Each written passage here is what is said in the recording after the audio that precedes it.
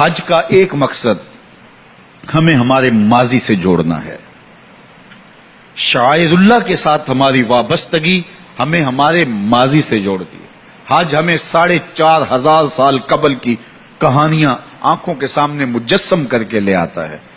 جب صفا مروہ کی دوڑ لگ رہی ہوتی ہے، جب زمزم پی رہے ہوتے ہیں، جب طواف کر رہے ہوتے ہیں، تو وہ دور ابراہیمی یاد آتا ہے. مقام ابراہیم پہ وہ لمحے یاد آتے ہیں جب اللہ کا خلیل اللہ کے گھر کی تعمیر کر رہا تھا. مجھے بتائیے، اسلام نے تو پتھروں سے دور نہیں کیا. اسلام کا تو مزاج یہی ہے نا کہ پتھروں سے دور کیا، لیکن حجر اسود بھی پتھر، مقام ابراہیم بھی پتھر، ان پتھروں سے نیڑے کیا جا رہا ہے. اللہ کے گھر کا طواف ہے، لیکن حجر اسود کو چومنے کی ترغیب دی گئی. کہا چومو اس پتھر کو، اور اس کالے رنگ کے پتھر کو دیکھ کر کے دلوں میں شوق اور جذبے کا جو عالم پیدا ہوتا ہے وہ دیدنی ہوتا ہے. لوگ اس پتھر کو چومنے کے لیے اپنی جان بھی ہتھیلی پہ رکھ لیتے ہیں.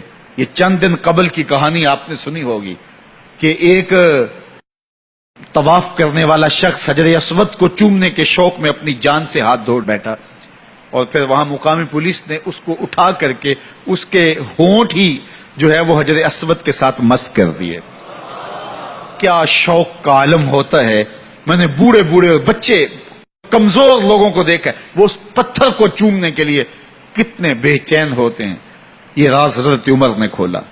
حجر اسود کو چومنے لگے تو رک گئے. کہا اے حجر اسود، میں تجھے کبھی نہ چومتا اگر میرے حضور نے نہ چوما ہوتا.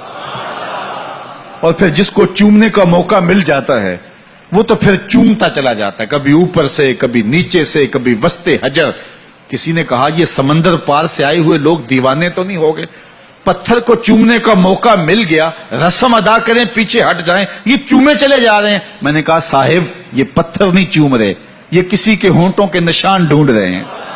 ایک جگہ سے چومتے ہیں، خیال آتا ہے حضور کے لب ادھر نہ لگے ہوں، وہاں سے چومتے ہیں، خیال آتا ہے حضور کے ہونٹ ادھر نہ لگے ہوں. میں نے کہا یہ پتھر نہیں چوم رہے، یہ کسی کے لبوں کا لمس تلاش کر رہے ہیں. ہم نے قطرہ دیکھا نہ کبھی دریا پہ غور کیا، بس جہاں تیری جھلک نظر آئی وہیں ڈوب گئے. میں نے کہا یہ پتھر نہیں چوم رہے، یہ کسی کے ہونٹوں کا نشان ڈھونڈ رہے ہیں.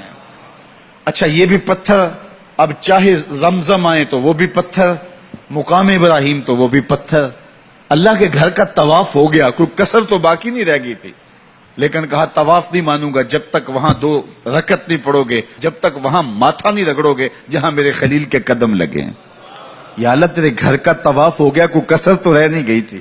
کہا محبت کی بولی جانتے ہو تو اپنے ڈیرے سے یار کا ڈیرا اچھا لگتا ہے. تمہارا طواف نہیں مانوں گا جب تک وہاں پیشانی نہیں رگڑو گے جہاں میرے خلیل کے قدم لگے.